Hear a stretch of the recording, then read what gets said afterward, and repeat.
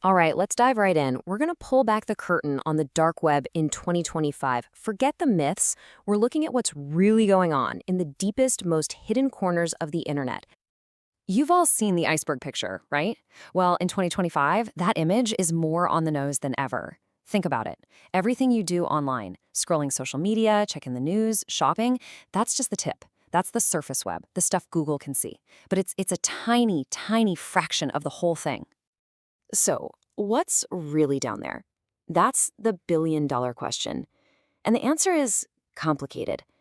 Down in those depths, there's this huge hidden world, and it's a place of total contradictions. You've got some of the most dangerous criminal operations right alongside tools that are absolutely vital for freedom. Okay, so before we go any further, let's make sure we're all on the same page. What is the dark web, really? Here's the key thing to get. This is all on purpose. The dark web was designed to be hidden, to be anonymous. You don't just accidentally trip and fall into it, no way. It's a network that was built from the ground up specifically for privacy and concealment. And to get into this hidden space, you need special keys. We're talking about tools like the Tor browser. What it does is basically cloak your identity and location, creating this whole separate space that operates completely off the grid, totally outside the rules and tracking of the normal internet. Okay, now for the part everyone talks about, the criminal marketplaces. But listen, you gotta forget the cheesy movie scenes of some chaotic digital back alley.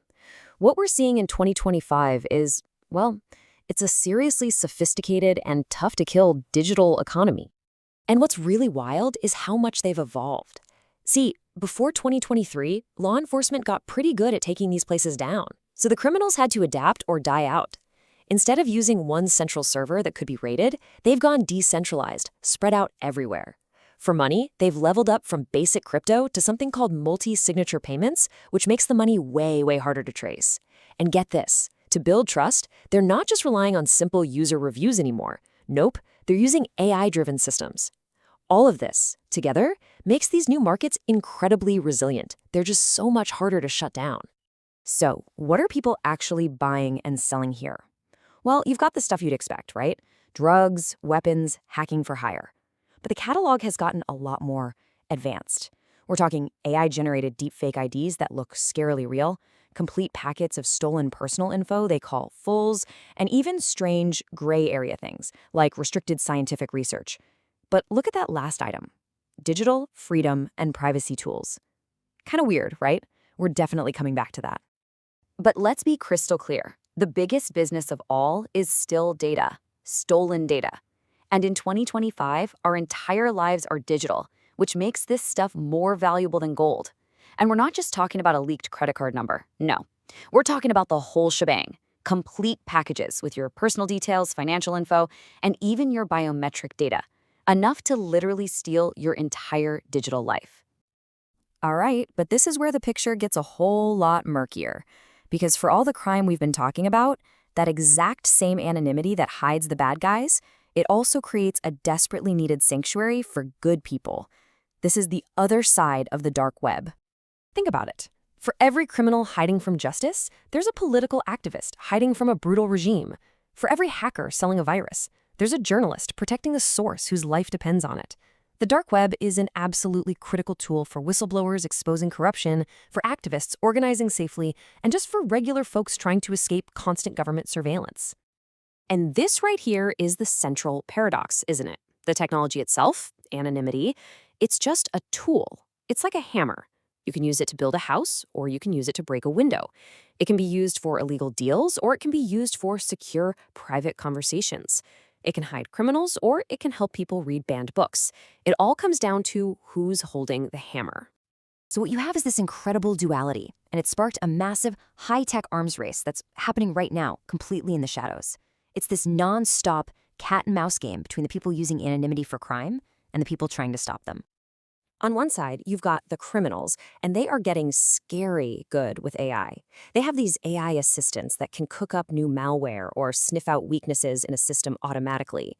And to wash their money, they use these advanced crypto mixing services that are so good at scrambling dirty money with clean money that following the trail is almost impossible.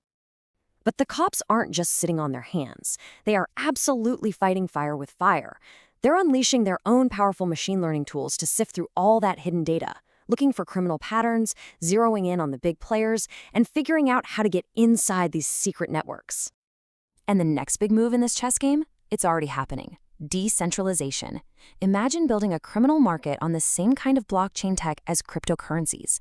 There's no single server to shut down. There's no headquarters to raid. It's everywhere and nowhere at the same time. And that, right there, is a massive, massive headache for law enforcement. So, when you put it all together, what do you get?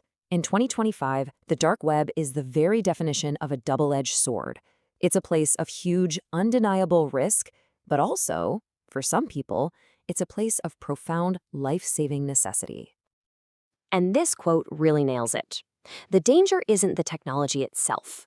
Just going to the dark web isn't automatically going to get you into trouble. It's just a private part of the internet. The real danger, the peril, comes from the people you meet there and the things you choose to do. And that brings us to the big, lingering question we all have to grapple with. Look, in a world where we're being watched more and more, the need for a truly private space is only getting stronger. But in building that sanctuary, we also build a perfect hiding place for the absolute worst of humanity.